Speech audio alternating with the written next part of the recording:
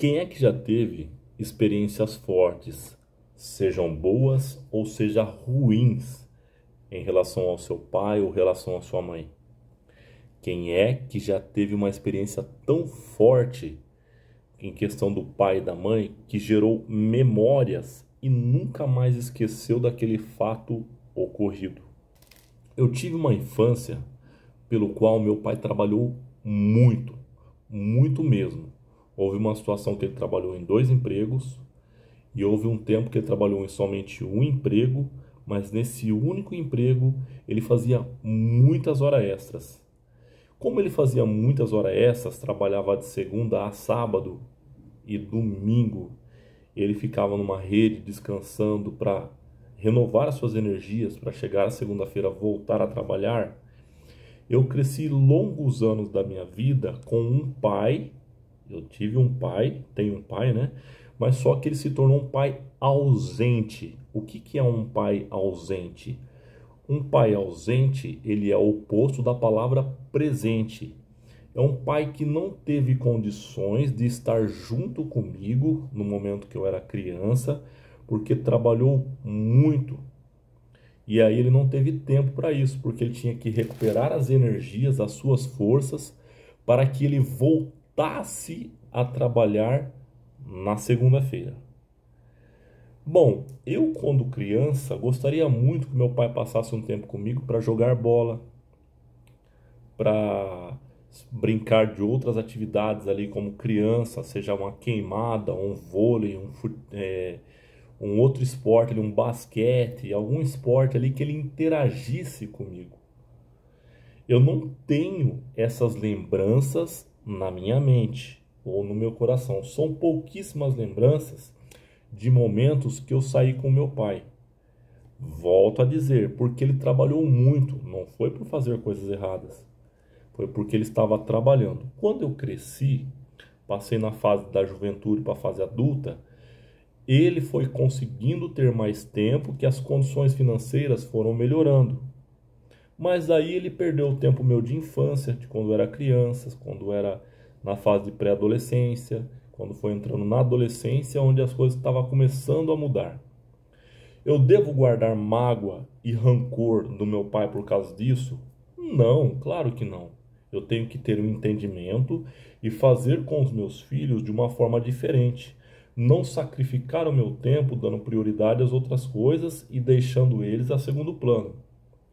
Mas entendendo isso, que ele não estava fazendo algo ruim, ele estava trabalhando para garantir o alimento, o pão dentro de casa, para não deixar faltar nada para a gente, eu tenho essa compreensão. Eu entendo que foi uma das decisões que ele teve para não prejudicar o nome dele, não sujar o nome dele, a ter condições de comprar uma casa e dar um conforto para nós, financeiramente falando. Mas o que eu aprendo com isso? Qual que é a lição que eu aprendo com isso? Que tudo aquilo que você faz para os seus filhos, para os seus netos, para os pequeninos, para os seus sobrinhos, vai gerar uma memória interna e vai gerar sentimentos no coração, seja bons ou seja ruim. O que eu faço para gerar sentimentos bons? Semeie bondade. Curta tempo com as crianças. Passe um tempo significativo com elas. Fazendo isso, quando vai passar os anos, ela passando para a fase da adolescência, fase da juventude, fase adulta, vai gerar gatilhos mentais e ela vai ter uma influência muito grande como você sendo uma ótima pessoa na vida dela. Por exemplo, eu vejo pessoas como grandes homens de Deus, grande mulher de Deus, ou pessoas que muitas das vezes não praticam a mesma fé que a gente, mas têm um bom testemunho, são pessoas agradáveis de estar perto, de estar ao lado delas. Então são pessoas que são influentes em nossas vidas. Eu vou para um texto bíblico na comparação de Deus tratando-nos como filho, e essa referência é muito forte. Olha o que diz o texto, ó. Isaías 49:15. Pode uma mãe, uma mulher, esquecer do seu filho de peito? Pode. É como se já estivesse fazendo uma pergunta para questionar. Pode uma mãe esquecer do seu filho? E olha o que diz, ó. De maneira que não se compadeça, não se preocupe, não tenha compaixão daquele que gerou. Imagine uma mãe que esquece do seu filho, ou não está nem aí com seu filho, com sua filha, desde o momento que ela gerou, ou desde o momento que ela estava grávida, independente sobre histórias que foi uma gravidez desejada ou uma gravidez indesejada. Deus, com um plano maravilhoso que Ele tem nas nossas vidas, Ele é especialista em transformar dificuldades, adversidades, problemas em bênção. Deus pode converter, mudar essa situação. E olha o que diz o texto, ó, mas ainda que ela se esqueça, mas ainda que uma mãe ou um pai se esqueça do seu filho, eu todavia não esquecerei de ti. Olha o que Deus diz para mim e para você. Mesmo que seu pai ou sua mãe, por algum momento da sua vida, se esqueceu de você, não investiu um tempo suficiente com você, não te deu um recurso necessário que você precisava, não te amou, não cuidou de você naquilo que necessitava, eu, o Senhor, todavia não esqueci de ti. Eu cuido de você. A minha presença, ela pode estar ao seu lado. Olha só o que diz o texto em seguida, ó.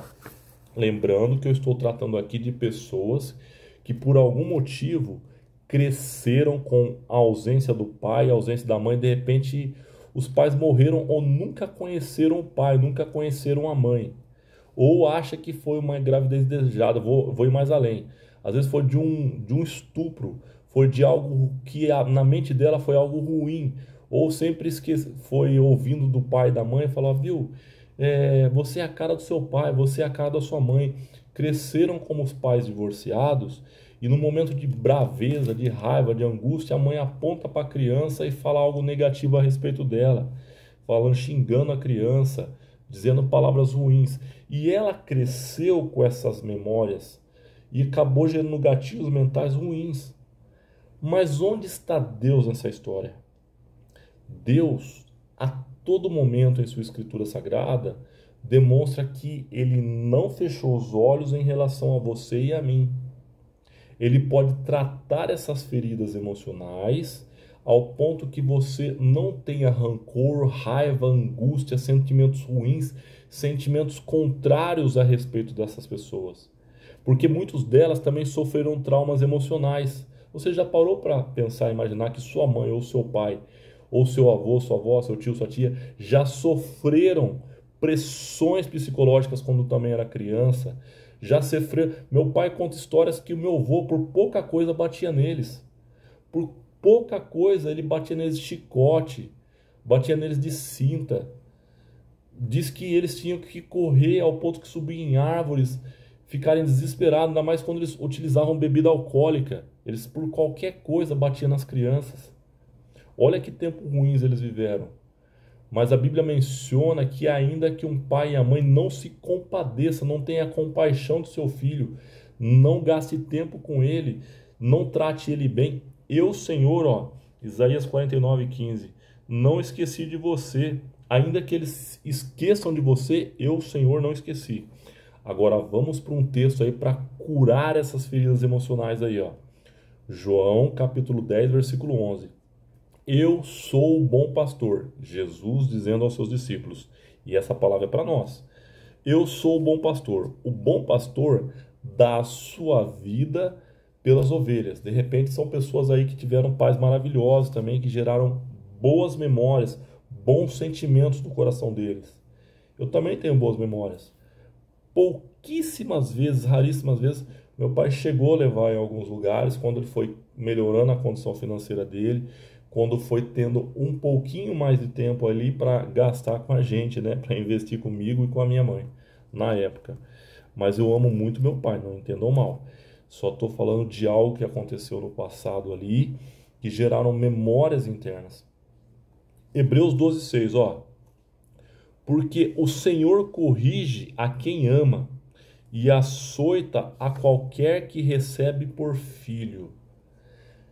Deus também, como um pai, ó, ele corrige a quem ama e açoita. ele corrige. Tem gente que já apanhou de cinta, de chinelo, de outras coisas, mas desde que também haja uma razão, um motivo, desde antigamente eu vim com essa cultura, que a correção era por palavras, ensinando do que não podia fazer, mas também era usado a vara, que está escrito em Provérbios, a vara que corrige a criança. O que seria? Eu cheguei a apanhar de varinha verde, de aquela plantinha chamada pata de vaca. Quem já conhece essa plantinha? Outras plantas, minha mãe descascava aquelas varinhas lá e batia no bumbum, batia na perninha quando eu era criança, apanhava muito no bumbum também. E na época eles corrigiam de outras formas também, com cinta, chinelo Rider, que era duro pra caramba, chinelo havaiana, outros meios também, mas enfim. Ela aprendeu dessa forma também, corrigia a gente. Ela pegava até mais leve com que a forma com que o pai dela corrigia ela, acredite. Ó, então Deus ele dá uma referência aqui que muitas das coisas ruins que ele não quer que aconteça com a gente, ele permite que a correção dele venha sobre a nossa vida, de forma sobrenatural ou natural. Hebreus 12:7, ó. Se suportais a correção, Deus vos trata como filhos. Ó, suportais a correção, porque Deus vos trata como filhos, porque o filho há que o pai não corrija, há um filho porventura que o pai não corrija. Em Hebreus 12:7 fala assim: suportai-vos a correção, e porventura há um filho que o pai não o corrija. O que ele está levantando essa questão? Uma pergunta para a gente pensar. Um pai que ama seu filho, que quer que o seu filho se dê bem. Se acha que Deus, na sua infinita sabedoria, vai deixar que o filho coloque o dedo na tomada para tomar um choque, que pule numa altura, por exemplo, pule num barranco para ele se machucar lá embaixo? Ele olhando aquilo, ele fala: não, não pula nesse barranco não, você vai se machucar. Não, não coloca o dedinho na tomada não, senão você vai tomar choque quando você é criança. Ele vai orientando porque não quer que você sinta dor, não quer que você se dê mal na história, não quer que você seja prejudicado. É um pai que cuida. Olha, ó, Hebreus 12, capítulo 12, versículo 10 e 11. Porque aqueles, na verdade, por um pouco de tempo, nos corrigiam como bem lhes parecia, mas este para o nosso proveito, para sermos participantes da sua santidade. Uma das formas de Deus nos corrigir é para evitar com que nós pequemos, ou fazer com que nós paramos de pecar, saiamos dessa vida, venha sair dessa vida de pecado e fazer aquilo que agrada o coração dele em obediência. Fazendo isso, a Bíblia menciona que nós estamos nos santificando, quando estamos nos separando do pecado. Ó, e na verdade, toda correção ao presente não parece ser de gozo. Toda correção não parece ter um prazer em nossas vidas, ó. Mas, se não de tristeza, mas depois disso produz um fruto pacífico de justiça e exercitados por ela. O que ele está querendo dizer aqui nesse contexto? Que a correção, ela não tem um prazer imediato, não é algo que vai gerar um gozo, um prazer, uma alegria. Dói. Quando uma criança faz algo de errado e toma uns tapinhas de chinelo no bumbum, dói, ela vai chorar. Quando uma criança é colocado num pontinho, num lugar ali separado de castigo, hoje em dia tem um termo de agora você vai ficar sem celular, já é uma coisa mais moderna, né? Vou ficar sem celular, fica desesperado, que acostumou com a vida do celular. Você começa a cortar coisas que ela gosta e também é corrigido, seja dos meios mais antigos ou dos meios mais atuais, né? O que acontece? A Bíblia menciona que ela vai se entristecer e ficar chateada no momento ali. Só que lá na frente vai produzir um fruto pacífico de justiça. Por quê? Ela vai entender que aquilo era para o bem dela e não para o mal. A correção de Deus para conosco é na intenção de Deus produzir o bem e não o mal. Como um pai que fala, viu, não coloca o dedinho aí nessa tomadinha que vai levar choquinho. Qual que é a ideia? Não nos ferir. Deus não quer nos machucar. Pelo contrário, quer cuidar de nós, para nós darmos bem com Ele. Ó. Em Apocalipse 3,19, mais um versículo falando, ó, eu repreendo e castigo. Deus falando, ó, eu repreendo e castigo todos quanto amo. Seja, pois, zeloso e arrependa-se. Quando ele fala para ser zeloso, é tomarmos cuidado daquilo que ele fala com a gente. E gere em nós um arrependimento para não fazermos isso novamente.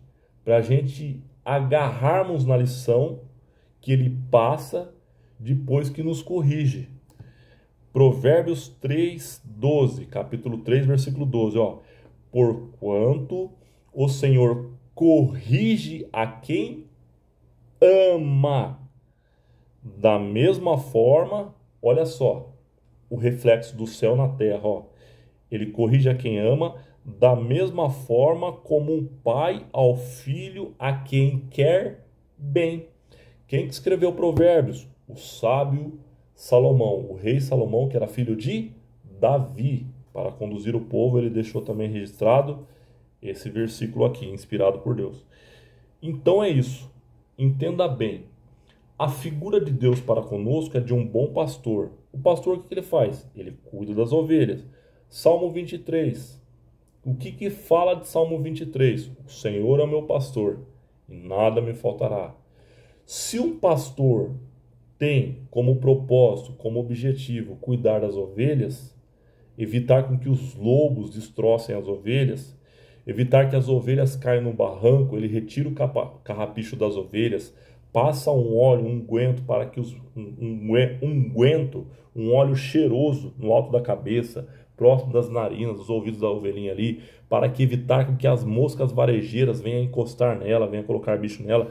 A figura de um homem cuidando das ovelhas é de um pai cuidando dos seus filhos, para que tudo vá bem. Último ponto, só para você não esquecer.